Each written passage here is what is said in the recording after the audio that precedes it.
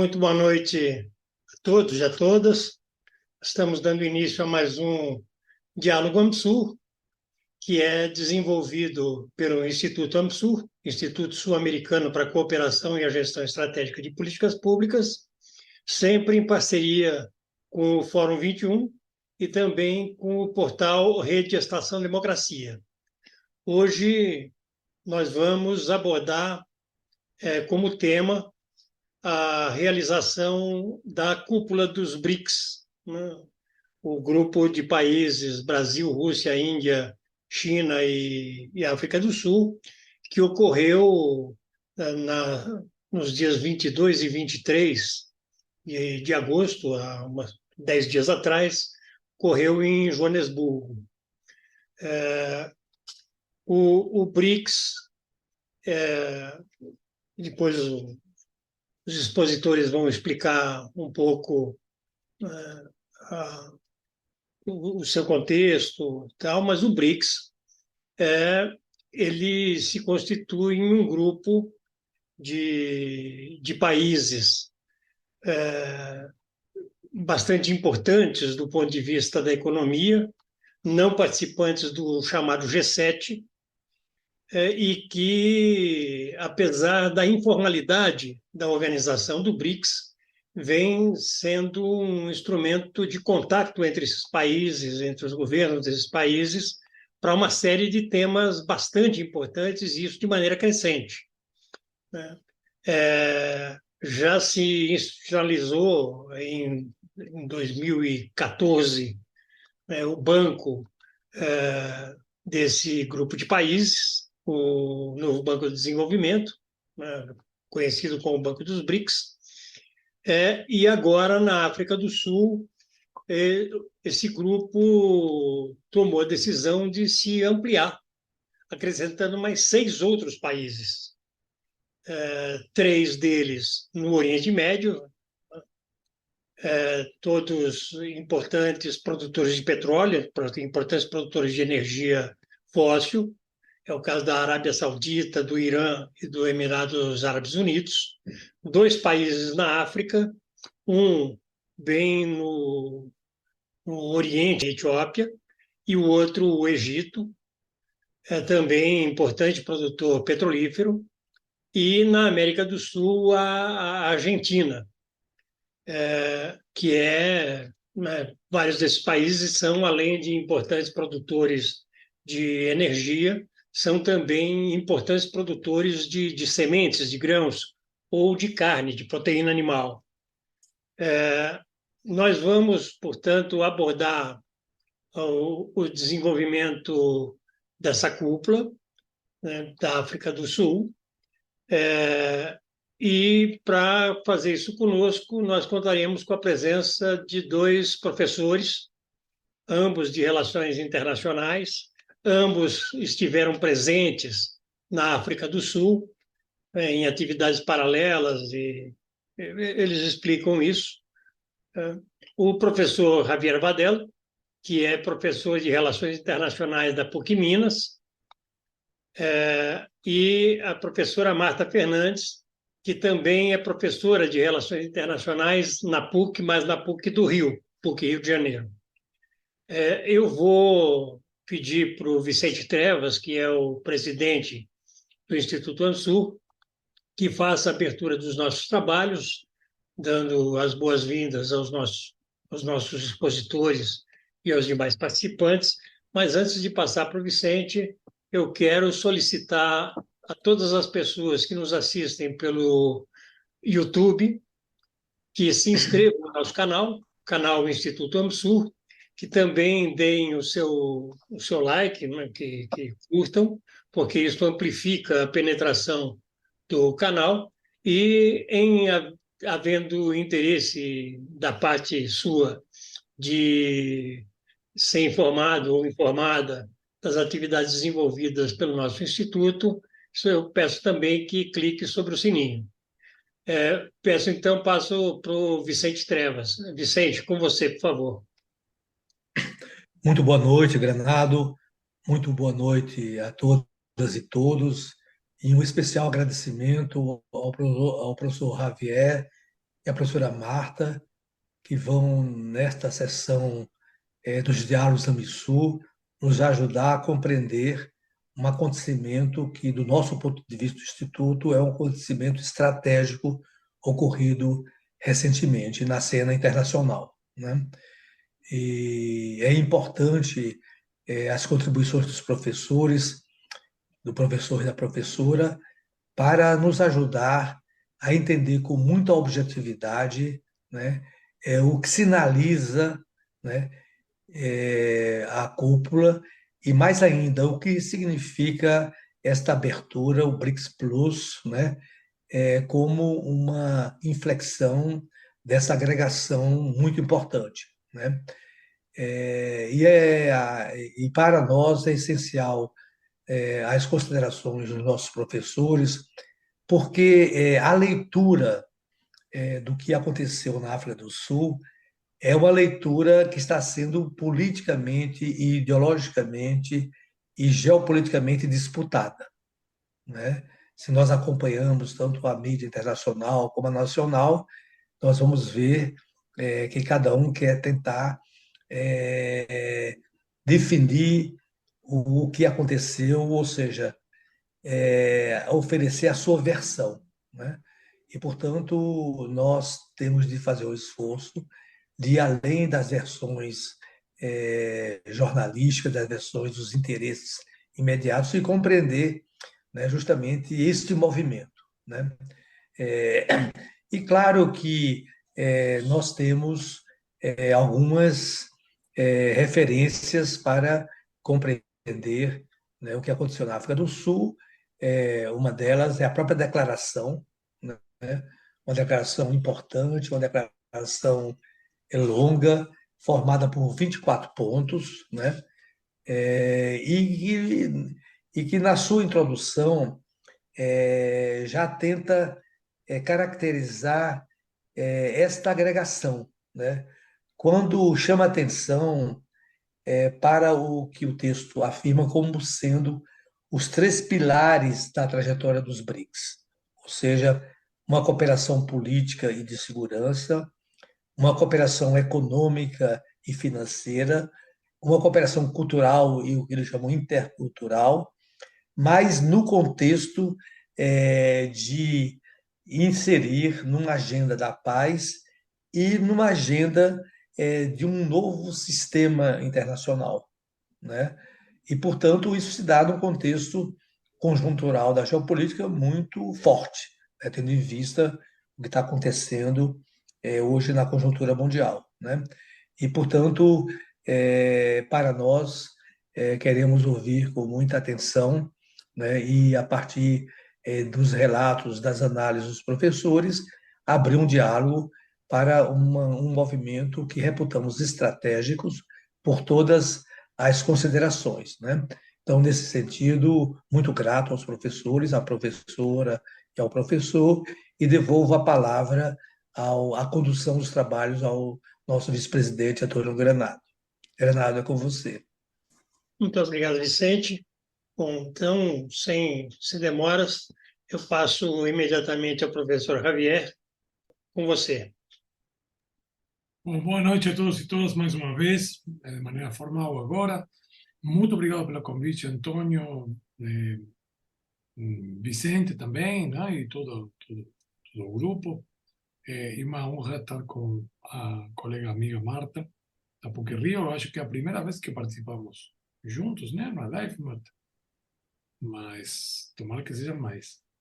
Em primeiro lugar, eu queria destacar o que significa BRICS hoje, não? Desde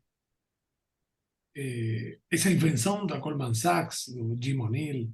Recentemente, Jim O'Neill, por aí queria começar, que foi aquele que rotulou, inventou a sigla BRICS, um economista-chefe da Goldman Sachs, e hoje Lord, escreveu no Project Syndicate, que foi replicado em outros meios, a respeito do que significa hoje os BRICS, né? Claro, ele implicitamente, tacitamente, e ele é apresentado também explicitamente como o pai da criatura, né? Mas o pai da criatura, quando ele pensou, era a possibilidade de pensar economias emergentes, y de qué manera, porque ahí estaba la cuestión, incorporarlas en los mecanismos de gobernanza, mas también como grande oportunidad de, las finanzas globales continuam fazendo dinheiro a partir do dinheiro, né? Isso em 2000, começo do século XXI, né? Onde, numa época em que os Estados Unidos tinha declarado a guerra contra o terror, numa época que em 2001 também é marcante por três questões. E vou delimitar o contexto da criação financeira, né, do setor financeiro. 2001, atentados nas Torres Gêmeas. 2000, invasão no Afeganistão, mas também havia um processo muito lento na Eurásia que ia terminar no que vemos hoje, né, um bloco euroasiático bastante unido a partir de alguns princípios. O primeiro, final da década de 90, um acordo entre a Rússia de Yeltsin, ainda estava Yeltsin no poder, e a China de Jiang Zemin, que iriam fortalecer o mundo multipolar juntos. Ese comunicado, ese statement, fue assinado por Lavrov. En 2001 entra, lógicamente, que a partir de negociaciones desde la década de 90, entra a Organización de Cooperación de Shanghai, se constituye, ratificada. Exatamente cuando hay intervención de los Estados Unidos en Afganistán. Coincidencias geopolíticas. Aonde eu quero chegar com isso? O pai da criatura fala que os BRICS não é o que ele pensou e que não conseguiram muita coisa e não vão conseguir. Esse é o resultado, basicamente. O problema é que os BRICS tem que ver se o Dr. Frankenstein construiu a criatura e fugiu do poder do mestre e se transformou em outra coisa.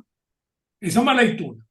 Ou a minha leitura é diferente. A minha leitura é que os BRICS pegam a sigla emprestada, mas é a negação do que o Jim O'Neill pensou. Porque os BRICS são basicamente, embora tinha reuniões prévias, é um filhote da crise do capitalismo de 2008, 7 e 8. Assim como a cúpula de G20, que aí tem gente mais capacitada, como o Leonardo, que trabalhou isso no doutorado, a cúpula do G20, embora tinha reuniões desde a crise da década de 90, ela se constitui como cúpula regular de chefes de Estado e governo depois da crise do capitalismo de 2008 e 2009. Então, esse é um ponto focal que temos que observar da crise da globalização neoliberal, em duas etapas, mas a de 2008 leva a esse desenvolvimento no qual potências emergentes ou reemergentes em termos históricos amplos, né? E aí podemos falar da China, mas também recentemente a União Soviética, a Rússia, né? E a Índia, como descontentes da ordem internacional regrada, normas, como falam os americanos, os europeus, liderada por Ocidente, né? Alguns mecanismos foram criados, foram convidados G7 mais 5. China nunca quis participar. China tem em clara a questão da identidade de sul global, embora uma grande potência hoje, esse DNA do sul global, do líder do sul global, fez com que rejeitasse alguns convites. Brasil não. Brasil é um país muito participativo, com uma política externa muito ativa, né? E com eu me atreveria a dizer, ambições múltiplas, né? Assim como talvez a Índia, com uma política externa pendular e agora com um modo diferente. Mas o que queria destacar nessa primeira fala, que não vou me estender muito, assim a Marta aí faço uma crítica, um comentário, ou vários, é que o elemento geopolítico se impõe, em um momento, frente à lógica da economia global. E esse elemento geopolítico é interessante observar as declarações na evolução dos BRICS. Primeiro vão com descontentamento nas organizações de governança. ONU, Conselho de Segurança sempre foi mencionado, mas na última declaração há um elemento explícito muito diferente, que eu acho que tem a ver com as negociações que o Brasil fez para, inclusive, logicamente, tentar frear o ímpeto chinês, né, por fazer disso uma instituição mais ampla, né, e mais democrática e abrangente. Mas, de qualquer maneira, tem esse elemento, depois surgem questões de segurança importantes. He mencionado em muitas oportunidades a questão da questão palestina, da Síria, muito caras à Rússia, né? Também. Então, a questão de segurança começava a aparecer em várias declarações, até que tem um período em que uma colega, Karim Vázquez, fala de bilateralização dos BRICS, em um momento, mas coincide com a época da pandemia também, que não é muito fácil, né? Não foi uma fase muito fácil. Prévio a isso, teve, como foi mencionado, a criação do novo Banco de Desenvolvimento. Acho que o Brasil tem um papel fundamental. É um banco bastante igualitário, não é um banco com grande capacidade como teria o Banco Mundial, mas tem um foco em sustentabilidade. Os projetos são muito interessantes. A maioria são projetos executados pela Índia. Eu dei uma olhada nos projetos, muito interessante. E tem um regulamento, né? Só pode participar ou pegar financiamento membro dos BRICS ou do novo Banco de Desenvolvimento, que também participam os 5 membros, mais 3. Tem um que tem que ratificar, que é o Uruguai, e os 3 são Bangladesh, Emirados Árabes e Egito. E aí temos talvez um spoiler aí, quem entrou agora, né? Porque Emirados era uma peça-chave e era pedra cantada, né? Egito, eu apostei por ele, em vários comentários prévios, achava que era um país que tinha boa relação histórica com a Rússia, com a China, não teria um veto da Índia, e menos ainda da África do Sul, e menos do Brasil. E estava no novo Banco de Desenvolvimento e é um representante importante do norte da África, nessa nova configuração dos BRICS Plus. Então, os BRICS é uma formação política, para definir assim, entre formações econômicas sociais, seriam estados ampliados, como denominam, grandes formações econômicas sociais, representantes de cada continente. Eu acho que a Oceania não vai entrar nunca, porque aí tem a Austrália e sabemos qual é o papel que joga a Austrália no sistema internacional. Mas aí, claro, a proposta, que foi no primeiro momento iniciativa da China em Xiamen, 2017, antes da pandemia, ela ressurge no pós-pandemia com muita força, e isso cria um descontentamento, não descontentamento, cria um elemento de negociação adicional dentro dos BRICS. Quem vou indicar eu de amigo, porque a China está... Qual vai ser o que eu vou indicar? Porque isso tem uma negociação duríssima. E também dentro do novo Banco de Desenvolvimento, 2 negociações. Porque lá dentro, a coisa, o bicho pegou no novo Banco de Desenvolvimento. E nos BRICS tem mais de 50 que querem entrar. No novo Banco de Desenvolvimento também tinha outros. Também tinha uma postura muito proativa da ex-presidente Dilma Rousseff, da presidente Dilma Rousseff, o presidente do banco. E, bom, e tem um velho irmão do Brasil, que é a Argentina, em grandes dificuldades. E nessa conjuntura, os países que têm sanções, que sofrem sanções por parte do Ocidente, os BRICS é uma porta, uma possibilidade muito boa. Países que têm problemas, como a Argentina nesse caso, mas também Turquia. Turquia queria entrar nos BRICS. E já pediu ingresso para os BRICS mais uma vez. E a China se manifestou ontem, que a Turquia é um sério candidato, publicamente. Que tem problemas macroeconômicos de longa data e problemas de financiamento, os BRICS, e o Banco dos BRICS seria também uma possibilidade real, né? E sabemos que as taxas de juros do Fundo Monetário são mais rígidas, as condições, etc, etc. Então, mas também tem a questão geopolítica. Então, o BRICS se transformou numa criatura geopolítica nova.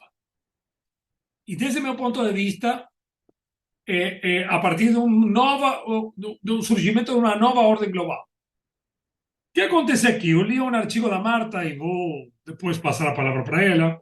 Eu gostei, não concordei sobre um aspecto, não vou falar agora, mas eu gostei muito, porque a Marta coloca uma questão importante que eu já mencionei em outra live, é a seguinte: os BRICS não podem ser uma réplica contra o G7 e agir como o G7. Os BRICS já tinham no seu DNA a ideia de um sistema de relações internacionais mais democrático, multilateral, num contexto multipolar. Então não podia ser um clube exclusivo, né? Assim como na Westfália, a paz de Westfália exclusivista entre os cristãos, né? Não, a coisa é uma relação intercivilizatória também. E tem que ser ampla. Então a China nunca ia aceitar um clube daquele estilo. E os países que são maduros, têm experiência, têm diplomacia, têm que saber disso. Não reclamará, a China quer uma coisa e nós não queremos ampliar. Não é assim. Devia saber de antes. Então, esse elemento geopolítico que é um dos pilares do que eu denomino globalização com características chinesas, que daria para outra conversa. Mas é fundamental. Fundamental. Por quê? Não só pelo banco, não só pela ampliação, porque eu acho que está se gestando uma nova ordem. E essa multipolaridade, que pouco explica, ela está virando uma multiordem no sistema internacional. Esse é o ponto crucial. Uma ordem na qual pode conviver, assim como a ideia de paradigmas de Thomas Kuhn, paradigmas que se superpõem, mas um vai sobressair em algum momento. Eu estou vendo nesse sentido. Porque as pessoas aí, tem os conservadores russos, Dugin, esse pessoal que fala de multipolaridade. Mas multipolaridade não explica. Multipolaridade descreve que são múltiplos poderes. Ok. Mas nós temos que qualificar essa multipolaridade a partir do que está acontecendo. Não é o século XIX multipolar, em que um grupo de estados exercia o imperialismo sobre uma periferia, a África, Ásia, América Latina de maneira um colonialismo, semicolonialismo. Não, estamos no século XXI, em que a multipolaridade se qualifica a partir do surgimento de ordens paralelas que convivem entre si. Não é uma guerra fria, não. Tem narrativa de guerra fria, mas não tem nada a ver com a União Soviética e Estados Unidos naquele período de 47 a 70, 80. Não tem nada a ver. A coisa é mais complexa ainda. E eu acho que, e para terminar, estamos em uma fase de transição, de interregno, e eu cito Samir Amin aí, eu gosto muito dele, porque ele fala que os interregnos e as transições não têm leis. Não podem ser 200 anos. Do feudalismo ao capitalismo, se passaram 200 anos. Do modo de produção tributário feudal ao capitalismo. Renascimento até final do século XVIII. 200 anos de transição. Idas e vindas, né? O Império Espanhol, com um modelo que trazia, né, um absolutismo com costumes feudais, né? E formas de produzir mais atrasadas do que, por exemplo, a Holanda, né? Ou posteriormente a Grã-Bretanha, né? Então, eu acho que estamos atravessando por essa turbulência que pode durar muitos anos, se não tiver uma guerra nuclear e todo mundo acaba e pronto, né? Porque estamos brincando com fogo aí, a questão da Rússia, China, Estados Unidos, estão brincando com fogo. Mas essa é a primeira reflexão que eu queria fazer. Eu acho, para não continuar, eu acho que tem uma ruptura geopolítica, eu acho que a China tem primazia nesse esquema, evidentemente, que a globalização está se contornando a partir dessa ideia com características chinesas, que poderia explicar depois, mas isso não poderia acontecer sem uma associação muito forte euroasiática que está sintetizada no papel crucial que tem a Rússia nesse processo, porque a Rússia é um pivô político entre a Índia, né, entre os países árabes, com uma relação impressionantemente boa com o príncipe da Arábia Saudita. Entre os dois, podem coordenar o preço do petróleo. Com a China, que chegou para valer, e destaquei esse joint statement da década de 90, porque quando eu falei isso em 2014, me xingaram de todos os lados. Mas eu falei, isso chegou para valer. Isso não é conjuntural. E, bom, passaram 10 anos e a coisa está indo por esse caminho. Então, o Belt and Road Initiative, que é outro elemento fundamental, ele não poderia existir sem a Rússia. Isso é fundamental entender. Né? Então, acho que não podemos menosprezar a Rússia como já ouvi aqui em várias reuniões há vários anos. Não podemos menosprezar nessa conformação multipolar e essa nova ordem que está surgindo, talvez convivam duas, né? Meios de pagamento paralelos, comprar petróleo por yuan, não vai haver desdolarização de um dia para outro, mas sim perda do monopólio, que é crucial entender isso. Não é desdolarização, não. Há uma perda do monopólio. E isso envolve poder dos Estados Unidos, que está baseado na moeda, nas finanças e na força militar. Né? Paro por aqui, me estendi muito, desculpem. Eu não sei quanto tempo tinha, mas eu quis apontar algumas questões de discussão entre a estrutura, a mudança estrutural e as conjunturas, né? Da maneira mais didática. Muito obrigado, professor Javier Vadel. A gente tem sempre trabalhado com uma expectativa de alguma coisa em torno de 20, 25 minutos. Você usou a palavra por exatos 19 minutos, então foi extremamente disciplinado. Então foi ótimo, beleza. Agradeço muito. Eu passo, então, imediatamente para a professora Marta Fernandes. Marta, com você, por favor. Tá bom. Primeiro eu queria, então, agradecer muito o convite, né, feito aí pelo Antônio Carlos. É um prazer estar aqui e estar aqui também com o meu colega, o Javier Vadel, né, que, como ele colocou, eu conheço há bastante tempo, mas a gente nunca teve essa oportunidade de estar junto aqui, né, num webinário, até porque eu venho acompanhando essa agenda mais recentemente. E também, assim, aproveitando que o Javier também, né, já deu essa contextualização sobre a emergência do BRICS, qual era a agenda no momento da emergência do agrupamento e como que ela foi sendo redefinida, né, eu vou me concentrar um pouco mais na política externa brasileira atual, né, e o que significaria ou, né, como que a gente pode pensar o impacto, né, para o Brasil, né, da entrada desses 6 novos membros nos BRICS. Né? E eu vou começar um pouco falando sobre a política externa do governo Lula, né, desse terceiro mandato do governo Lula, né, que, em grande medida, está informada por um mote, que é a ideia de que o Brasil está de volta.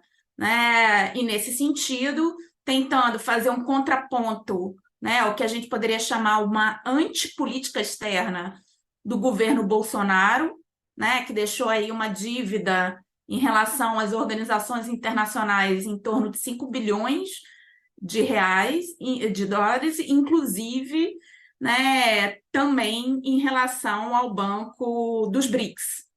Né? Então, o contexto, né, no qual a gente está inserido é justamente esse contexto de reposicionamento ativo do Brasil no cenário internacional, né, que se alinha perfeitamente com o projeto político do PT, que é um projeto político voltado, em termos de política externa, né, para a configuração de uma ordem multipolar, né, em um sistema de governança global mais equitativo, né? E justamente a partir desse programa, né, o BRICS se mostra ou se revela como essa plataforma crucial, central, para o governo Lula avançar essa agenda, né? Uma agenda que, na verdade, é uma das razões de ser do próprio BRICS, que é voltado para a democratização da governança global, ou a democratização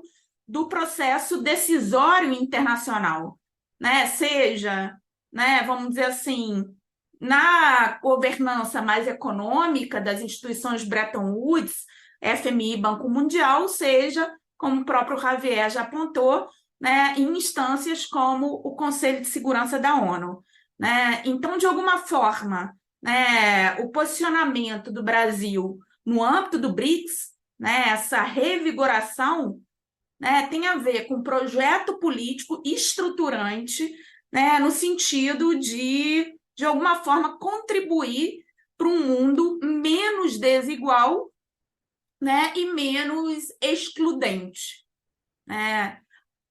Nesse sentido, né, quando a gente pensa no convite, né, que foi feito para entrada, né, desses 6 novos membros agora, né, na cúpula em Joanesburgo, que terminou, como o próprio Antônio colocou, né, no dia 23, 24 de agosto, eu acho que esse movimento ele tem que ser entendido, né, no marco dessa busca por representatividade, né, e representatividade econômica, política, geográfica, né, desse agrupamento, né? E nesse sentido, como o próprio, né, Antônio colocou, né, se a gente fosse pensar em termos de representação geográfica, né, entra mais um país da América Latina, da América do Sul, no caso, a Argentina, 2 países do continente africano, o Egito e a Etiópia, e, né, uma representação também de países do Oriente Médio, que até então não era representado,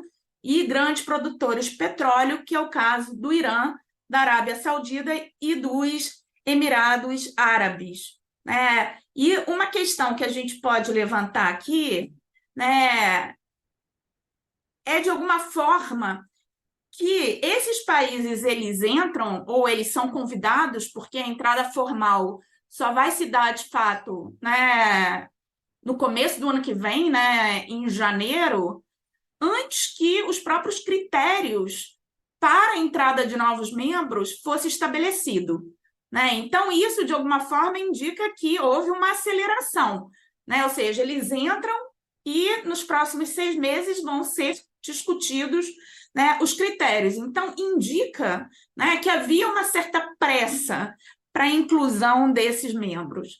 Por outro lado, também, né, eu acho que o fato da cúpula ter sido na África do Sul foi muito simbólico, ou seja, ofereceu justamente esse terreno, né, simbólico para a inclusão de novos membros, uma vez que a própria África do Sul, né, foi aí incluída a posteriori, né, foi incluída em 2011, né? O que a gente sabe também, né, e eu acho que o próprio Vicente estava falando isso, que, de alguma forma, a inclusão desses países pegou muita gente de surpresa, né? A própria mídia, né, os próprios analistas políticos que vinham acompanhando, né, o BRICS ficaram um pouco surpresos com essa ampliação, né? E nesse artigo aí, que eu acho que foi o que o Javier leu, né, eu tento falar um pouco o porquê dessa surpresa também, tentar entender por que pegou tanta gente de surpresa, né? E um dos meus argumentos é que não dá para a gente entender essa ampliação meramente do ponto de vista, né, econômico. A gente tem que entender essa ampliação do ponto de vista geopolítico. E um elemento fundamental para a gente entender isso é a guerra da Ucrânia. Só que a guerra da Ucrânia não vem aparecendo muito nos debates dos BRICS, pela razão óbvia, né, de que a Rússia é um dos membros do BRICS. Então, a guerra da Ucrânia acaba aparecendo como a agenda invisível, a agenda que está ali, mas não está, a agenda não dita, né? É um pouco, e vem funcionando um pouco da mesma forma que o Putin, né? Porque a gente sabe, o Putin não comparece à cúpula, porque ele tem um pedido de prisão, né, por parte do Tribunal Penal Internacional por crimes de guerra, né? Então ele está presente, mas ele está ausente. E eu tento, de alguma forma, argumentar que a guerra da Ucrânia ela está presente e ausente, né? Ela está ausente porque ela é pouco discutida em função, né, da presença russa, mas, ao mesmo tempo, ela pressiona por determinadas agendas que não são agendas novas, que já estavam colocadas, mas a aceleração dessas agendas, né, e a própria inclusão, né, desses membros antes da definição dos critérios indicaria isso. Por quê?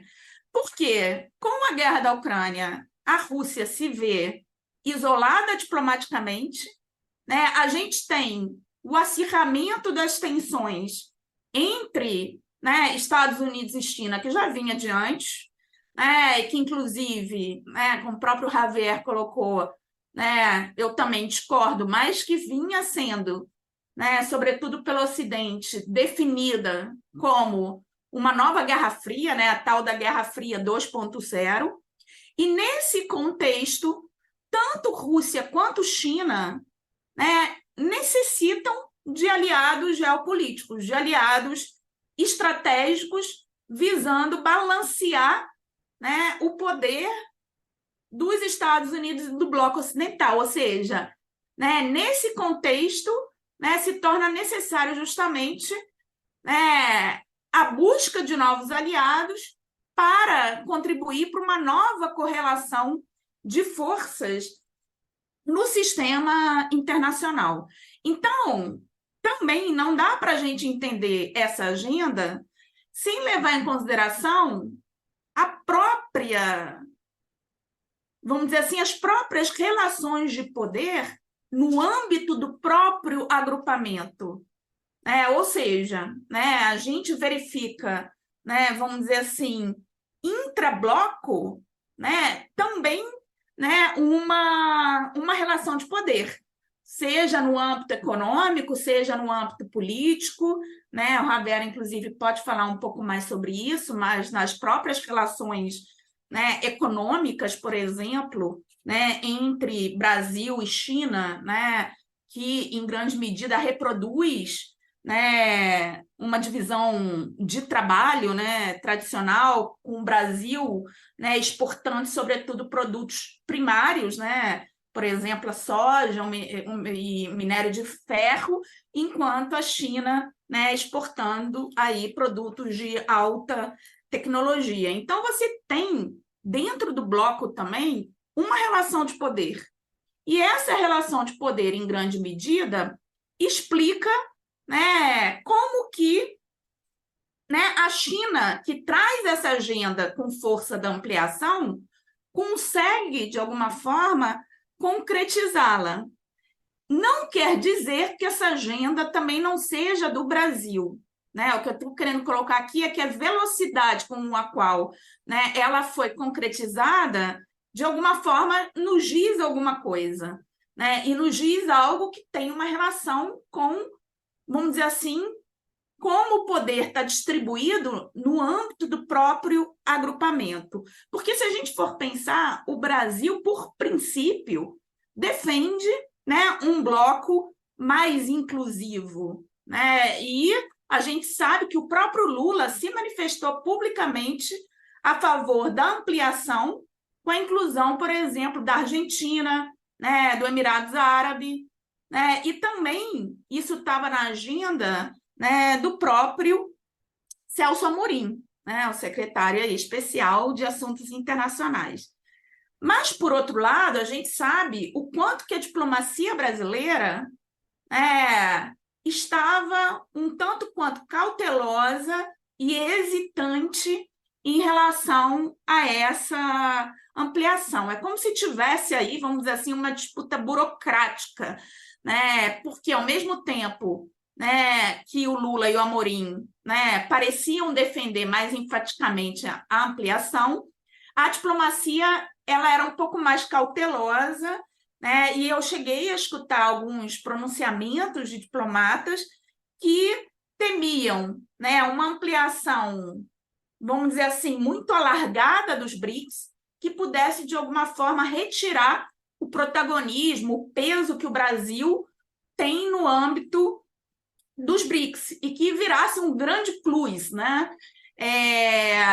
E que, nesse sentido, portanto, diluísse, né, esse protagonismo do Brasil, inclusive alguns comparando, né, ou seja, que o BRICS se tornaria um novo G77 e que poderiam haver problemas de coordenação política, né, de ação política, né, por parte de um bloco, né, ou de um agrupamento tão heterogêneo, etc. E a própria dificuldade de obtenção de consenso, né? Se a gente for pensar, né, o próprio Javier estava dizendo como que a negociação para a entrada de novos membros, né, foi uma negociação complexa, né? E isso porque a gente tem 5 hoje, né?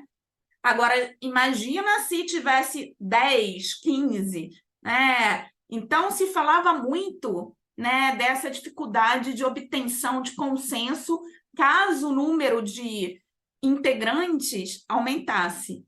Mas aí, né, me vem à cabeça automaticamente, eu que já estudei tempos atrás, as propostas de reforma do Conselho de Segurança da ONU, ou seja, o Brasil desde sempre, né, historicamente, tem uma agenda de reforma do Conselho de Segurança da ONU, né? Ou seja, que ele não seja esse clube exclusivo, né, de apenas 5 países com o poder de veto como membros permanentes, e sistematicamente a justificativa que se dá para não ampliar o Conselho de Segurança é problema de coordenação política, né, problemas de como se vai ter o consenso com 10, com 15. Né? Então, a gente sabe o quanto também, né, vamos dizer assim, essas justificativas, elas servem para encobrir interesses políticos, né? Interesses políticos voltados para a não perda de privilégios por parte desses 5 membros permanentes do Conselho de Segurança, né, que venceram na Segunda Guerra Mundial, que arrogaram para si esse privilégio especial no âmbito, né, das Nações Unidas. E, por outro lado, né, eu acho que o Javier chegou a comentar isso também, né, algo que me vem à mente é, né, a não inclusão de novos membros iria sugerir para o mundo, né, teria custos políticos, porque sugeriria para o mundo que o BRICS é mais do mesmo. Né? O BRICS é um clube exclusivo, né, e, nesse sentido, não está aberta para tal família BRICS, né, que justamente se autocaracteriza como uma família, né, unida, apesar da diversidade. Bom, além disso, né, como que a guerra da Ucrânia estaria funcionando como essa agenda invisível? Né? Ela também vem impulsionando, né, outros projetos, né, que aí eu deixo um pouco para os economistas que falam que são operacionalmente complexos, que é o caso da própria desdolarização da economia, né, que é uma demanda e uma reivindicação do governo Lula, muito clara. Né? Inclusive, lá em Joanesburgo, né, nesse encontro, que inclusive o Javier também participou, a gente teve na parte da tarde uma palestra, né, uma fala do Paulo Nogueira Batista, explicando um pouco qual que seria essa proposta, né, voltada para aquilo que eles chamam 5 R's, né? Porque eles chegaram à conclusão, né, que os 5 países, né, agora, claro, né, agora a dificuldade operacional é muito maior, mas que os 5 países, né, que são, né, os membros atuais, têm moedas começadas com R, então que eles poderiam criar uma cesta de moedas em substituição ao dólar, né? O Paulo Nogueira Batista explica isso muito bem. Mas por que a guerra da Ucrânia tem a ver com essa proposta? Tem a ver com a aceleração dessa proposta devido justamente às sanções econômicas impostas sobre a Rússia e que são rejeitadas, né, por todos os membros dos BRICS e que vem demonstrando, vamos dizer assim, uma militarização das finanças, né, uma securitização do dólar, né? Ou seja, todas as restrições que vêm incidindo sobre a Rússia, né, por exemplo, de acesso do Banco Central russo às reservas em dólar, a expulsão da Rússia do sistema de pagamento SWIFT, etc., vem demonstrando ao mundo essa disposição dos Estados Unidos, claro que não é nova, mas que agora se manifesta de um modo muito evidente, de transformar o dólar e o sistema financeiro internacional em armas de guerra, né? Isso que vem sendo chamado a militarização das finanças, que, inclusive, para muitos e muitas, pode ter um efeito bumerangue, né? Por quê?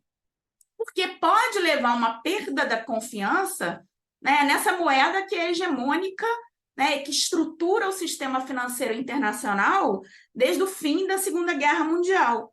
Né? Porque, né, se os países percebem que de um dia para o outro, né, em função de instabilidades geopolíticas, os Estados Unidos simplesmente pode fazer com que suas reservas em dólar, né, simplesmente desapareçam, isso cria, obviamente, uma crise de confiança e pode contribuir para alavancar, vamos dizer assim, outros lastros alternativos ao dólar, né, mais confiáveis e menos sujeitos a essas chantagens, a essas barganhas em momentos de instabilidade política, né? Bom, ainda, né, embora, como eu falei, tanto o Brasil quanto a própria China, né, eles rejeitem, de alguma forma, definir o cenário atual como uma nova Guerra Fria, né, o que eu pude verificar e que eu venho verificando, né, são 2 discursos em disputa, e isso, para mim, ficou muito claro lá em Joanesburgo. Né? Por um lado, o Lula, né, e o próprio presidente da África do Sul, colocando claramente, o Ramaphosa, colocando claramente que eles buscam uma política de não alinhamento ativo, né? Inclusive, né, na parte da tarde desse encontro, teve uma fala de um senador do Paquistão se remetendo, né, à conferência de Bandung, lá na década de 50, ou seja, o não alinhamento está de volta, né, o não alinhamento ativo. Mas, por outro lado, a gente tem também um discurso cada vez mais anti-ocidental e anti-Estados Unidos, né, sobretudo pela China e pela Rússia, né, até porque, né, a política e, vamos dizer assim, o discurso e as práticas dos Estados Unidos, né, vem jogando a China cada vez mais para o lado da Rússia, não só, né, em função de um discurso xenófobo, ou seja, né, russófobo e sinófobo, né, vamos dizer assim, né, de ódio, de aversão a esses 2 estados, né, por parte do Ocidente dos Estados Unidos, de aversão à Rússia e à China, mas também devido às próprias sanções impostas à Rússia, que vem, a gente pode falar, literalmente colocando gás na China, porque o gás da Rússia, né, vem sendo cada vez mais importado pela China, né, que vem importando cada vez mais petróleo, gás e trigo russos. Né? Então, né? O que eu estou sugerindo aqui é que o Brasil, de alguma forma, ele se encontra nesse equilíbrio delicado, né?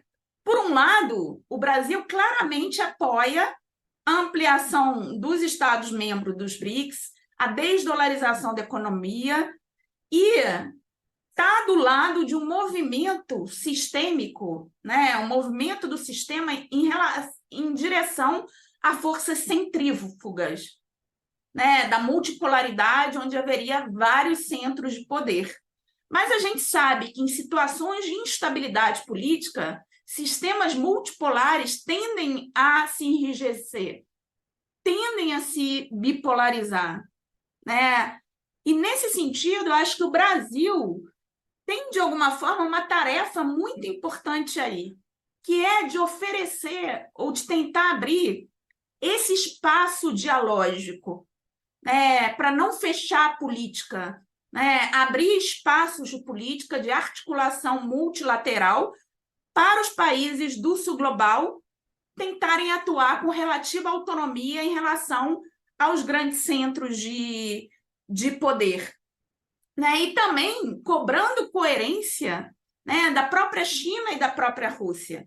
E isso eu acho que foi uma grande, embora, né, os comentários sejam que, em geral, o Brasil perde, eu acho que o Brasil foi feliz e bem-sucedido, né, em negociar, né, nessas frestas que ele tinha.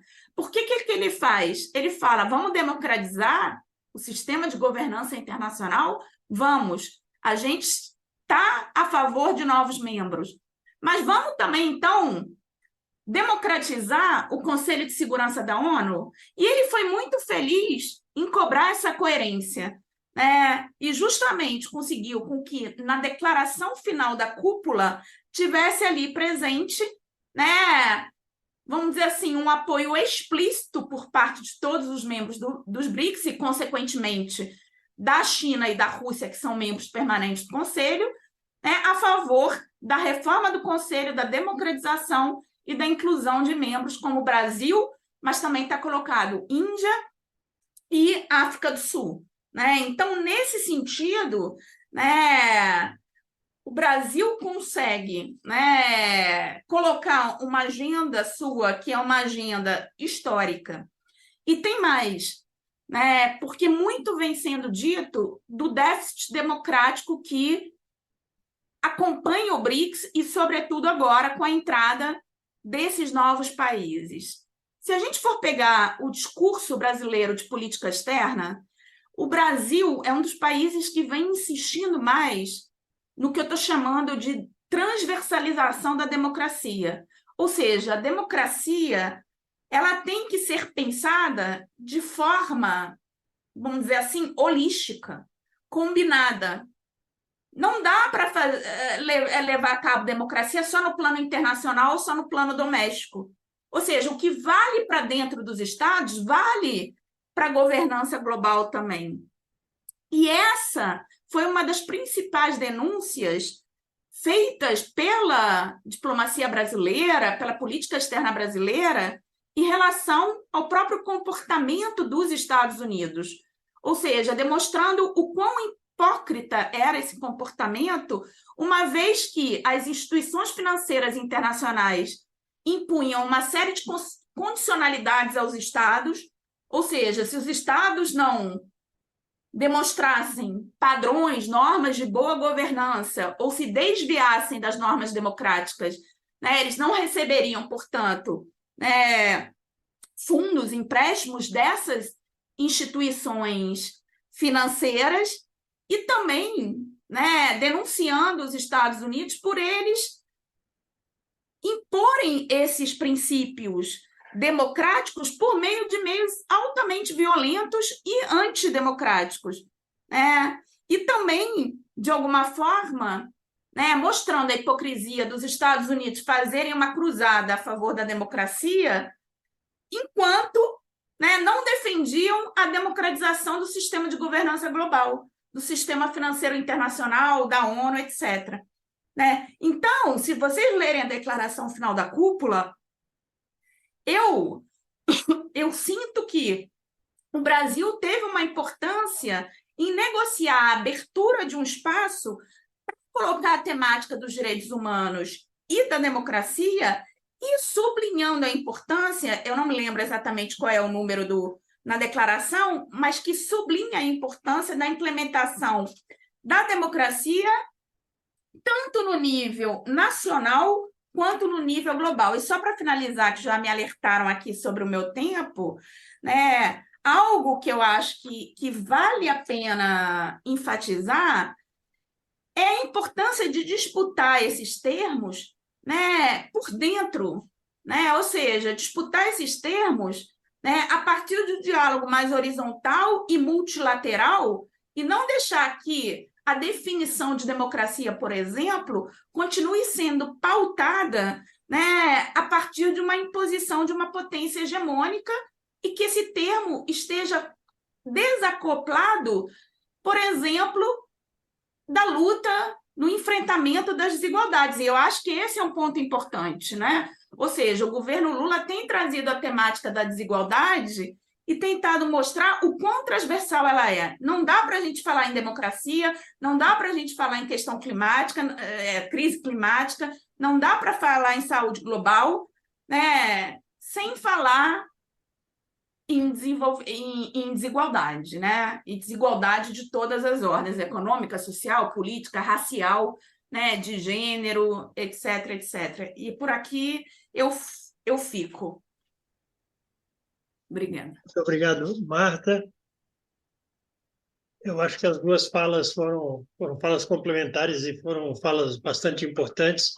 Eu queria, então, agora, passar para as considerações dos participantes.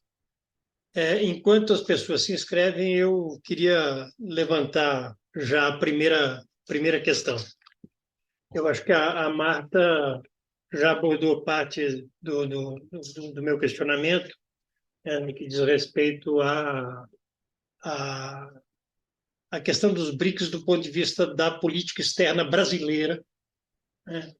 Acho que ela abordou isso, mas eu queria ressaltar, né, o Paulo Nogueira Batista participou há poucos dias atrás, já depois do evento da África do Sul, participou em uma atividade do Instituto de Economia da Unicamp, junto com o Ricardo Carneiro, o Bruno Delupe e o Beluso, junto com esses três. E ele reforçou bastante a existência de uma certa divergência, né, entre o Itamaraty e a presidência da República, no que diz respeito à ampliação dos membros dos BRICS, né, da entrada dos 6 novos. O grande argumento estava relacionado à questão da perda de peso relativo que o Brasil teria, né, dentro do grupo, né? Eu não sei o quanto vocês têm informações sobre o que são essas divergências no nível do Itamaraty, né, mas isso, de acordo com o Paulo, passava inclusive pelo presidente ter, de certo modo, atropelado o próprio processo negocial que o Itamaraty vinha desenvolvendo, né, com relação ao ingresso de novos países, né? A outra coisa é com relação à próxima cúpula, onde já se sabe que uma série de outros novos países também vão apresentar, porque já vinham apresentar sua candidatura, né, ao ingresso no BRICS, né? E isso passa pela Venezuela, passa por alguns outros países, e é interessante que o atual grupo BRICS, esse grupo BRICS aprovado na cúpula, o grupo BRICS de 11 membros, tem uma representatividade de alguma coisa em torno de 40% da população mundial e de alguma coisa também em torno de 40% do PIB internacional. né? Ou seja, é, esse grupo já representa a maior parte dos países produtores e também importadores, né, de energia no mundo, né? A China é o maior, é hoje um dos maiores importadores, talvez o maior importador de energia, né? Os Estados Unidos consomem mais energia do que a China, mas produz muita dessa energia que, que consome. E a China importa a maior parte da sua energia de origem no petróleo, né? O gás no petróleo. E o ingresso eventual de novos países, considerados os países que estão reivindicando entrar, jogam no âmbito dos BRICS não só a essência da produção energética, como também a essência da produção de commodities agrícolas e agropecuárias, né? Mais do que agrícolas, né? Porque também carne, né? Carne, a Argentina é um grande produtor de carne, exportador. Então, eu gostaria que vocês aprofundassem um pouco, se for possível, a abordagem desse novo quadro, né, do Brasil, ou seja, o que é essa divergência, né, com relação ao crescimento do BRICS e o que é essa mudança no jogo geopolítico. Até porque o peso também né, que se vislumbra, o peso relativo do movimento comercial a partir de moedas alternativas ao dólar, né, tudo aponta para um crescimento importante, né? É mesmo que o dólar se preserve ainda como a mais importante moeda de troca internacional, o seu peso relativo cai. E a queda do peso relativo do dólar, do enfraquecimento do atual sistema monetário internacional automático, ele significa também um jogo geopolítico novo e importantíssimo do ponto de vista das disputas geopolíticas. Essa é a questão que eu queria levantar. Vicente Trevas. Tá bom. Então, primeiro, muito bom. Granado, eu me inscrevi também, mas eu não consegui levantar a mão. Tá bom, tá escrito. Ok. Então, primeiro agradecer, né, as considerações muito pertinentes e muito esclarecedoras da professora e do professor, né? Mas eu gostaria, né, e como nós somos um pequeno centro de pensamento estratégico, né, a gente tentar problematizar de uma forma mais, vamos supor, complexa, né, para não dizer mais sofisticada, né, os comentários que estão sendo desenvolvidos a partir dessa ampliação dos BRICS, né? E evidentemente que essa ampliação dos BRICS ela é portadora de muito sentido, né? Ela tem apostas muito objetivas, né? Mas eu acho que aqui a gente deveria também ter uma compreensão mais detalhada do que se passa na dinâmica interna dos BRICS, ou seja, a questão do protagonismo, né, das coadjuvâncias e diria das poucas incidências, para não falar da figuração na dinâmica dos BRICS, né? E a partir também de uma realidade que vai ser condicionada por suas assimetrias e por suas dinâmicas específicas. O que é que eu quero dizer com isso? Há uma dinâmica dos BRICS que se passa na Ásia, né? Há uma dinâmica dos BRICS que vai se passar no Oriente Médio e há uma dinâmica dos BRICS que vai se passar também na América do Sul, né? Portanto, essa complexidade vai também incidir sobre a complexidade dos protagonismos, né? Certamente há um ator relevante nessa história, aliás, dois atores relevantes nessa história, a China e a Rússia, né? Mas em relação, e aí é minha indagação, eu estou fazendo uma indagação, né? Mas em relação a outros temas, a outras agendas, esses outros temas e essas outras agendas podem ensejar protagonismos diferenciados, né?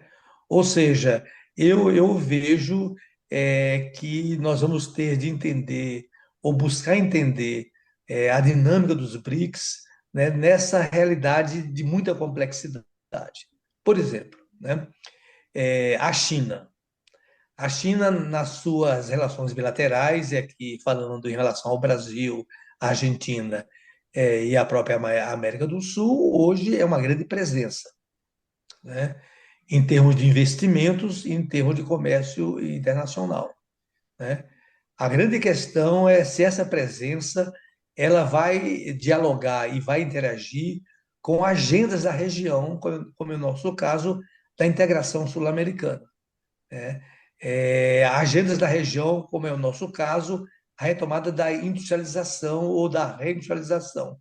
Então, na verdade, o que eu estou pedindo aos nossos expositores, né, é se eles percebem essa complexidade na dinâmica interna dos BRICS, né, o jogo, a incidência das assimetrias e depois essas relações que se dão nos espaços regionais perpassados pela dinâmica dos BRICS. Muito obrigado. Obrigado, Vicente. Roberto, você, por favor. Boa noite, professor e professora. Eu trabalhei durante. A minha pergunta vai ser bem específica com relação ao novo banco, ao NDB, o Banco dos BRICS, né? Eu trabalhei durante 20 anos, eu fui gerente de captação de recursos internacionais da Companhia Hidrelétrica de São Francisco, a Chesf, e do setor Eletrobras, e durante anos e anos nós captamos recursos junto ao Banco Mundial, Banco Interamericano e outros bancos internacionais. Eu tenho uma noção assim bem, eu sei o que realmente como funciona esses bancos, né? Eu perguntaria ao professor e à professora com relação ao novo Banco de Desenvolvimento, o novo Banco dos BRICS. Primeiro, se os 6 novos membros do BRICS, os 6 Plus, eles automaticamente vão entrar no novo Banco dos BRICS, se vão fazer um aporte equivalente ao aporte atual, porque atualmente, inicialmente, na formação do novo Banco dos BRICS, o NDB teve um aporte inicial de 50 bilhões de dólares, sendo proporcional 20% para cada membro, né? Depois, houve um aumento para 100 bilhões, ou seja, Brasil, Rússia, China, África do Sul e a Índia, cada um aportaram 20 bilhões de dólares, né? E eu tive essa indagação se esses novos membros irão participar do Banco dos BRICS, né? Tá certo? E se o próprio essa nova, ou seja, dinâmica do Banco dos BRICS, tá certo? Do MDB, que é um contraponto às instituições internacionais em curso, as tradicionais, tipo Banco Mundial, Banco Interamericano. E, no meu ponto de vista, evidentemente, já eu não sei a proporção, não sei se os senhores e a senhora sabem realmente qual o percentual de empréstimos do NDB com relação ao recursos repassados, ou seja, do Banco Mundial. Evidentemente que o Banco Mundial tem 70 anos, tá certo? Tem 189 países membros, né? Mas, no meu ponto de vista, seria uma ameaça à estrutura atual de crédito internacional para que nós não caiamos, ou seja, principalmente o América do Sul, a África e outros países, caiamos nas armadilhas que o Banco Mundial e o Banco Interamericano nos pregou, inclusive até recentemente eu e Vicente nós lemos um livro, Confissões de um Assassino Econômico, de John Perkins, um ex-consultor do Banco Mundial, que ele relata em detalhe as armadilhas que esses bancos proporcionaram. Então, o novo. E outra coisa, professor, também, se as condições de financiamento do NDB são muito mais atraentes do que as tradicionais, ou seja, com relação a prazo, evidentemente, juros, né? E outros encargos. Porque, inclusive, viu, professor, o Brasil, desses recursos do novo banco, é o maior tomador. Inclusive, agora, recentemente, já no governo Lula, com a gestão da presidente Dilma no banco, foi assinado um financiamento de US$ 1 bilhão que o BNDES é o mutuário, irá repassar para pequenas e médias empresas aqui no Brasil. Né? Então, realmente, uma questões mais particulares com relação a esse novo Banco do BRIC. Muito obrigado. Obrigado, Roberto. Ricardo Gutermann. Boa noite. Eu queria insistir mais um pouco, ainda já foi bastante comentado, na inserção do Brasil no BRICS, sobre um outro aspecto. Dentre os países do BRICS original, agora a Argentina também, o Brasil é o único país do Ocidente, hemisfério ocidental, agora junto com a Argentina. O Brasil também tem uma relação, digamos, um pouco complexa nisso, que o Brasil, ao contrário da Argentina, não aderiu à nova Rota da Seda da China também. E o Brasil tem uma relação histórica muito forte com os Estados Unidos, apesar da política expressa de não alinhamento, principalmente nos governos Lula, Dilma. Isso, obviamente, tem implicações no sentido de ter digamos, uma especificidade na sua inserção nos BRICS, diferente dos países asiáticos, africanos e outros. E mais ainda, isso num contexto de guerra entre que no fim das contas é isso, a OTAN, por meio da Ucrânia, e a Rússia e as tensões com a China. Então, acharia que vocês pudessem, também, do possível, explorar um pouco mais esse aspecto. E, ao lado disso, uma coisa que parece muito interessante também, que é a perspectiva, a possibilidade da adesão da Turquia aos BRICS. E a Turquia, enquanto um país membro da OTAN, numa situação onde a OTAN está em guerra com um dos membros do BRICS, Rússia. Então, isso cria uma complexidade muito maior. Então, a pergunta é, quais o prognóstico, até onde for possível, de como essas coisas vão se decantar nos próximos anos, ou mesmo 1, 2 décadas. Obrigado, Ricardo.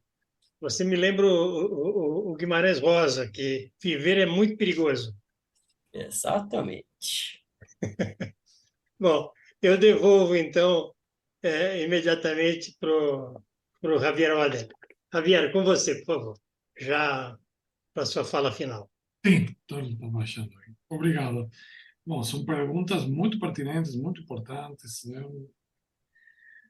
E muito diretas. Eu acho que vamos por partes. Vamos pelo final, Ricardo, talvez. Eu acho que o Brasil Ocidente para quem? Brasil Ocidente. Você acha que Estados Unidos e Europa Ocidental consideram Brasil Ocidente? Nós. Esse é o grande problema de identidade brasileira. Com toda a cultura rica, cultura uma das mais ricas da América Latina, africanas, europeias. Aqui mencionou Tom Dwyer, amigo da Unicamp, né, sociólogo. Ele me aproximou ao grupo da Unicamp. Tom Dwyer falou, olha, Gilberto Freire escreveu sobre a China e falava a China tropical, Brasil. porque naquele momento, no século XIX, se queria tirar tudo que seja chinês para mostrar Ocidente, porque era a modernização que superava o atraso, e a influência chinesa chegou para os portugueses. Ou seja,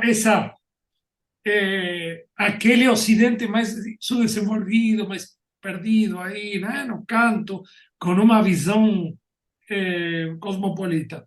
Logicamente que a partir do século XX, a percepção cultural do Brasil é um Estados Unidos que não deu certo, e a imagem de imitação é Estados Unidos, cultura americana aqui. Quando eu cheguei da Argentina, que tem uma visão europeia, também, no mesmo vício, mas europeu, né?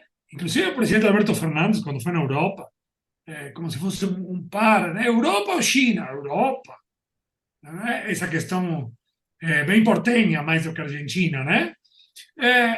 Então, eu acho que temos que tomar cuidado com os problemas de identidade que nós temos. E aí vou reivindicar nosso pensamento latino-americano, né? Nossa visão do sul global. Falo com meus alunos. Você está estudando a teoria de relações internacionais do mainstream, que eu estudei, ministrei um mundo. É o que eles pensavam para eles no mundo. Isso é fundamental entender. Agora, se nós somos Ocidente lá dentro, Estados Unidos não te considera Ocidente. Pronto, Ocidente não vai saber o que significa. É um problema para eles também depois. Mas para nós temos que ter em claro isso. Como temos que ter em claro uma situação que é mencionada pela Marta. A China não é responsável pela nossa exportação de produto primário para a China. Não tem nenhuma evidência. Nós temos uma relação de dependência e podemos trocar de dependência? Claro que sim. Mas a dependência é uma questão estrutural. E é uma teoria que nasce na América Latina. Assim como a teoria da autonomia, com o argentino Juan Carlos Puig, Jaguaribe, Hélio. Mas a autonomia entende o papel do agente. A dependência é a estrutura. A autonomia é projeto nacional, mais permissibilidade internacional. Nós estamos num momento justo. Mas temos projeto nacional? A desindustrialização no Brasil e na Argentina se dá com políticas neoliberais, por evidências empíricas desde a década de 70 na Argentina, desde a década de 80, 90 no Brasil. E não é pela China, não. A China aplica sua política externa de Bandung, os 5 princípios de coexistência pacífica, na rixa, na marra. Vai fazer negócio com qualquer um. Vai fazer acordo de livre comércio com o Equador neoliberal e vai fazer, e vou emendar para outra pergunta, e vai fazer acordo de comércio e de investimento com qualquer país. E a China é uma potência e retoma histórica comercial.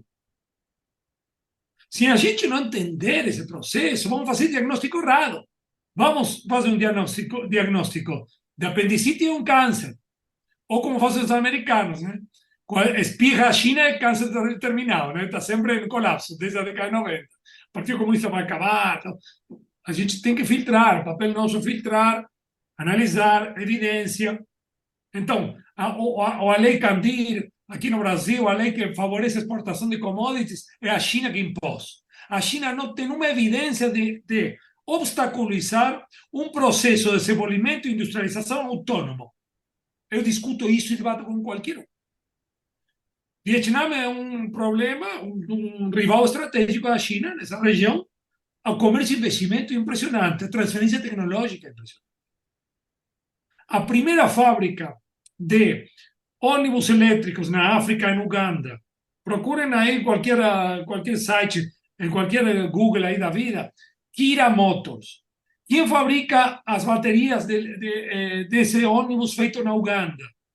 Transferência de estatal, do CNPq da Uganda, totalmente uma marca ugandesa, com transferência tecnológica chinesa. Isso não existe. Papel dos Estados Unidos, Ocidente. Ficou 20 anos em Afeganistão. Não construiu uma ponte. 20 anos de ocupação. Embora Hillary Clinton teve a primeira ideia das rotas da seda desde Afeganistão. Foi vetada na hora, não ia para frente. não construíram uma ponte em 20 anos de ocupação. Tem dois paradigmas, gostemos ou não. Não tem anjo e demônio. Tem imperialismo e uma potência ascendente que vem do sul global, que propõe aberturas nos interstícios desse caos sistêmico que estamos vivendo internacional. Temos projeto nacional? Essa é a pergunta. Pois se amanhã vem um neoliberal, um Milei, claro que a China vai continuar comprando, você acha que ele não vai comerciar com a China? Então, isso que queria deixar bem claro, porque é uma responsabilidade, a bola está com a gente. A China está colocando algum obstáculo no processo de neoindustrialização do Brasil agora? Com a Alckmin, aí tem Wallace, um amigo Wallace lá no ministério também, a ressurreição da Ceitec, que queria ser vendida por Bolsonaro. Bolsonaro queria com política neoliberal, porque os fascistas aqui são neoliberais, tá? Todos. Essa é uma constante. Na periferia, a nova direita é neoliberal econômica. Não tem uma exceção. Temos que analisar isso. Equador, Argentina, Brasil com Bolsonaro, o bolsonarismo, neoliberal, puro. Não é o Trump. Porque a nova direita no norte está preocupada pela industrialização, etc, etc. Um ponto que foi colocado aqui, o dólar, e a integração. Eu acho que a China jogou um papel interessante no Mercosul, sabe?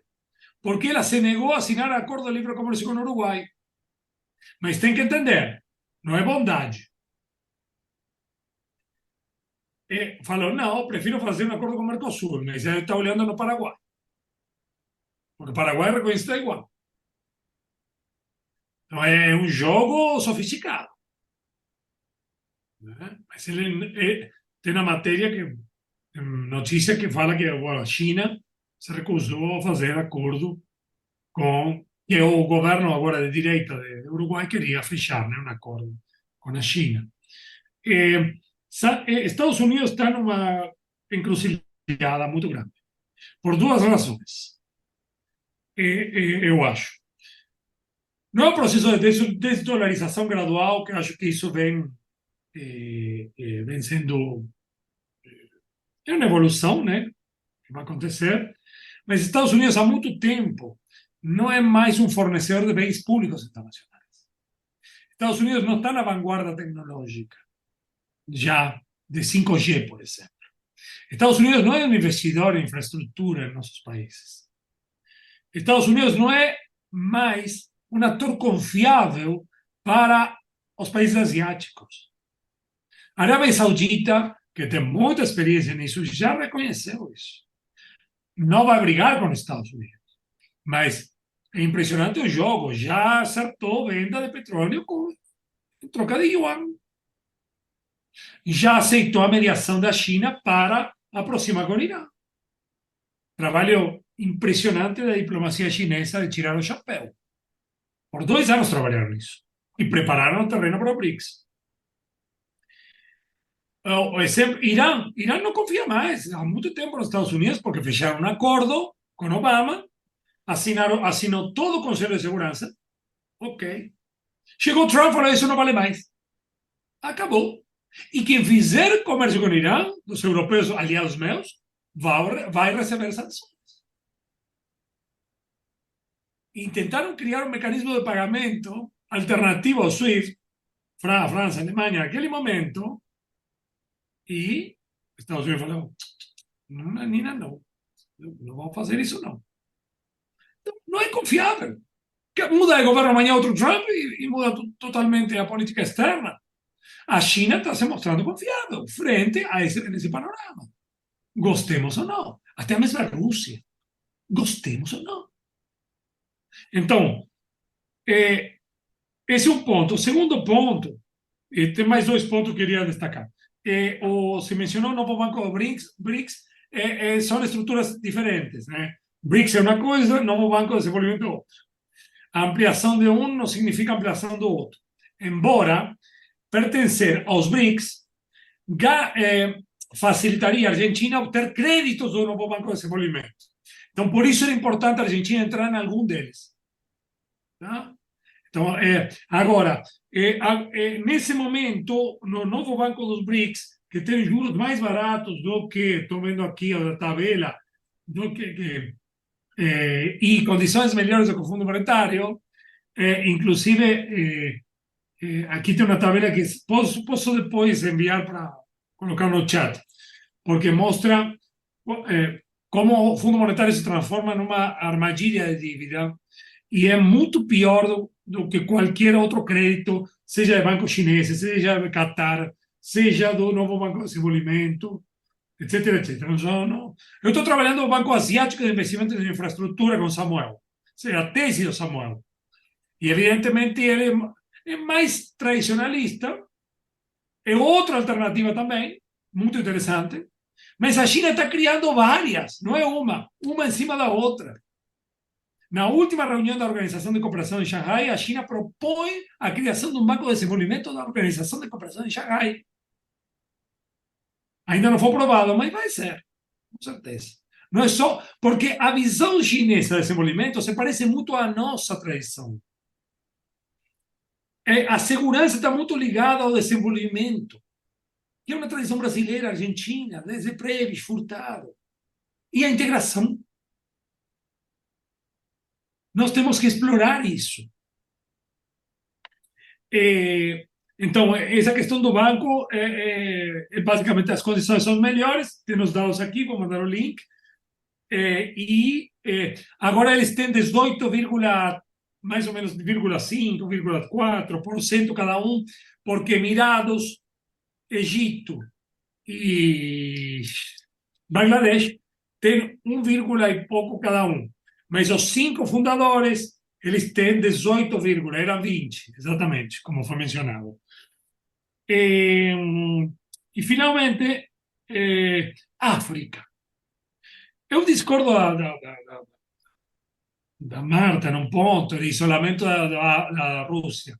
Vai ser um artigo nosso com Leo sobre as astúcias da natureza, que nós escrevemos um artiguinho 2 meses depois da guerra, e agora um artigo, chegaram os pareceres, fizemos uma loucura. O Leo me enfiou nessa, e aí estamos aí, vai sair na revista Desafios, atendimos os pareceristas em relação às sanções da Rússia, né?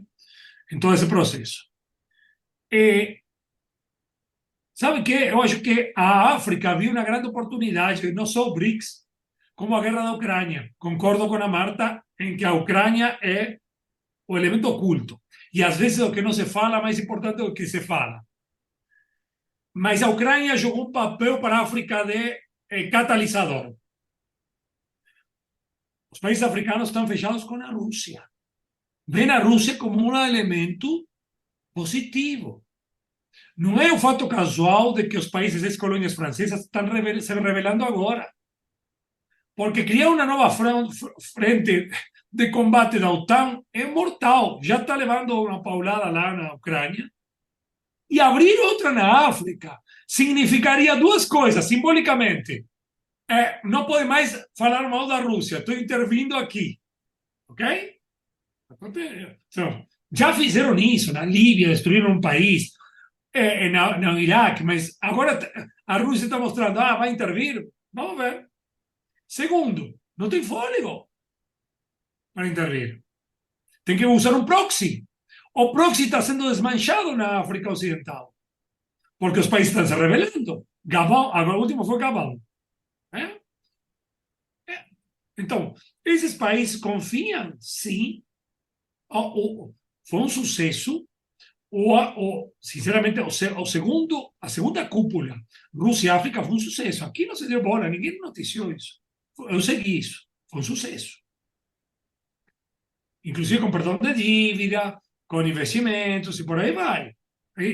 Aprenderam dos chineses, né? E reivindicaram no passado a União Soviética, o papel da União Soviética na África, nesse ponto. Então, a coisa está mudando muito rápido. Na Ásia, com certeza, a Rússia não está isolada. Na Ásia não está isolada. Claro, se eu vivi um ano na Europa, eles estão vendo um mundo de fantasia. O Jardim de Borrell é um jardim, claro, que vê a Rússia isolada. com certeza. Mas eu vejo que a realidade é outra. Isso não tem nada a ver com todo tipo de justificativas frente ao conflito na Ucrânia. Seria um debate que não é para agora, né? Mas eu vejo, sabe o quê? Uma grande oportunidade para um novo despertar da África, sabe? Na forma africana, com os problemas que eles têm. Eu acho que é uma forma de retomada de consciência nesse sentido, né? Acho que abordei todos os pontos. Não, não vai, eu vou parar por aqui. Mas acho que a questão da Argentina fui muito acionado na questão, pelo fato de ser argentino, né? Acho que para a Argentina entrar não sei o que vai acontecer com Milei, se ganhar as eleições. A Bullrich está muito longe, mas a agenda é muito parecida. Os dois contra, né? Uma agenda um pouco agressiva. Só que agora o custo de sair. Eu não sei se o custo de falar eu não vou sair, porque a Argentina, só para finalizar, as províncias da Argentina têm como sócio comercial Índia, principal sócio comercial Índia, China e Brasil. Uma política anti-Brasil, anti-BRICS, como falou Milei, suicídio, um suicídio de alto nível, né? Santa Fé, minha província de origem, não sabia, juro. O principal sócio comercial é a Índia, porque a Índia compra o óleo de soja, que a China parou de comprar no momento. E San Juan também, o principal sócio comercial é a Índia, cada vez mais presente na Argentina. Isso é uma questão que eu não sabia, fui aprender com alguns amigos. Basicamente é isso, gente. Desculpem aí, mas eu quis colocar um pouquinho a polêmica, a questão do Ocidente e tudo isso. Muito bom, Javier, muito bom mesmo. Marta, com você, por favor. Tá certo. Eu vou. Primeiro agradeço as perguntas, eu vou falar brevemente. Acho que o Javier já deu um panorama bem geral, né?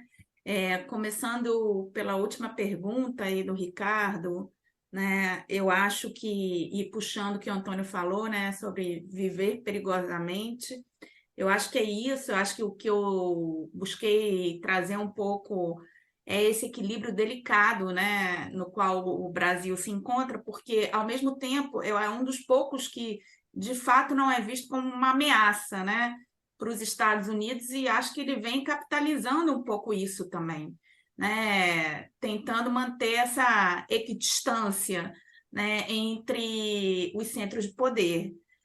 Ao mesmo tempo, né, que na Assembleia Geral, né, acho que foi o único país, né, dos BRICS que de alguma forma se coloca, né, reconhece, né, a Rússia como uma potência interventora, né, no sentido de violar a soberania da Ucrânia, também vem aí denunciando essa política, né, da OTAN, né, de se expandir aí para as fronteiras russas.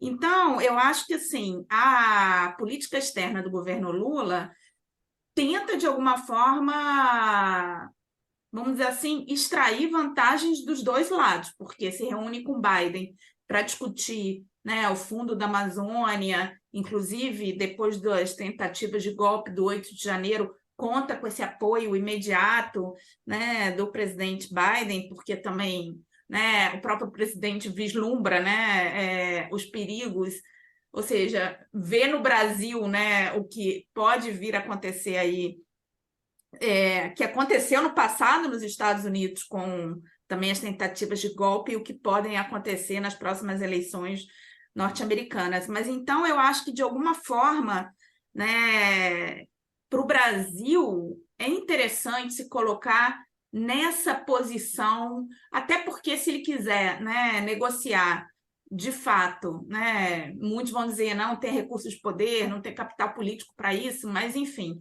né, se quiser adentrar nessa seara da negociação, né, de um acordo de paz, essa posição é uma posição, vamos dizer assim, importante, né?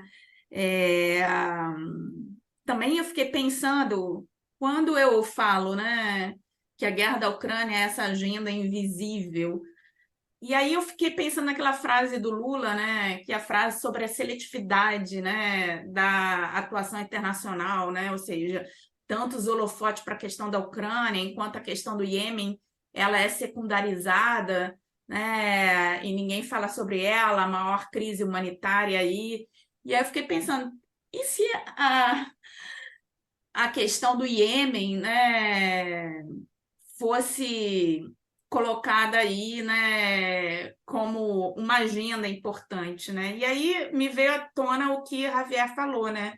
Ou seja, de todas essas negociações que a gente tem que reconhecer, né, da própria China, né? Ou seja, como que, né, hoje você tem Irã e Arábia Saudita, né, que estavam disputando, né, a questão do Iêmen, sendo integradas aos BRICS, né, e de alguma forma mostrando como que, enfim, né, essa articulação, né, multilateral, ela pode ter efeitos positivos para um dos conflitos que, claro, era invisibilizado, era secundarizado, mas que, né, constituía aí uma crise humanitária de dimensões enormes, né?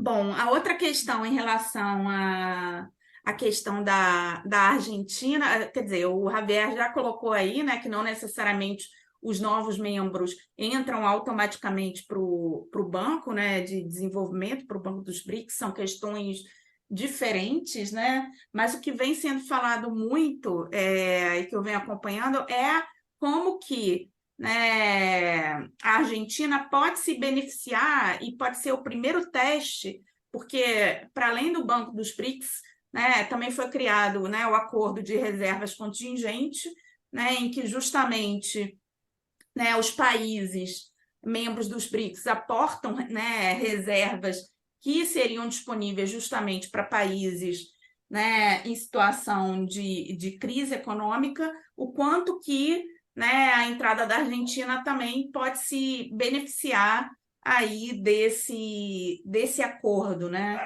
E eu sempre tenho falado isso muito, né? Ou seja, como que, ou seja, o convite para a Argentina participar dos BRICS, de alguma forma, também pode ter um efeito positivo no sentido de influenciar, né, o processo eleitoral doméstico na Argentina, né, e de repente garantir, vamos dizer assim, uma reviravolta em relação às primárias, né, que deu preferência para o Milei, para o Javier Milei, como que, né, esse apoio do Lula, esse apoio, né, dos países BRICS pode de alguma forma também favorecer aí o candidato governista mais progressista, né? Afinal, o Javier fala muito, né, como que no final das contas o pragmatismo vai se impor. Mas seria interessante que houvesse, para além, né, de uma postura, vamos dizer assim, que se acomoda meramente, né, por interesses, né, como foi o caso do próprio governo Bolsonaro, né? O que eu vejo é que o Javier Milei vai adotar, se continuar no BRICS, porque já falou que não, né, que não vai aderir aos BRICS, que o BRICS, enfim, como ele coloca, né, não vai se reunir aos comunistas, destila ódio contra a China, tem uma proposta de dolarização da economia que vai na contramão, né, da proposta dos BRICS de desdolarização da economia, mas o que eu vejo muito é que, se adentrar nos BRICS, vai ser a partir de um BRICS do estilo Bolsonaro, esvaziado, né, que tenta um BRICS low profile, né, em grande medida um BRICS voltado, vamos dizer assim, para iniciativa privada, né? Ou seja, um BRICS, né, que não se constitui um projeto político, como é no caso do governo Lula, né? Um projeto político voltado para, de fato, incidir no sistema internacional de forma contra-hegemônica, né? Então, eu acho que essa seria aí, vamos dizer assim, uma diferença, né? E paro por aqui. Muito obrigado, Marta. Eu acho que hoje a gente teve uma sessão bastante densa e importante, né, que vai precisar ter alguns desdobramentos, né? A gente viu que essa discussão sobre os BRICS tem implicações de várias ordens, tem implicações de caráter geopolítico, tem implicações, inclusive, sul-americanas, né, na discussão do processo de integração. Enfim, esse é um tema que a gente vai ter que aprofundar.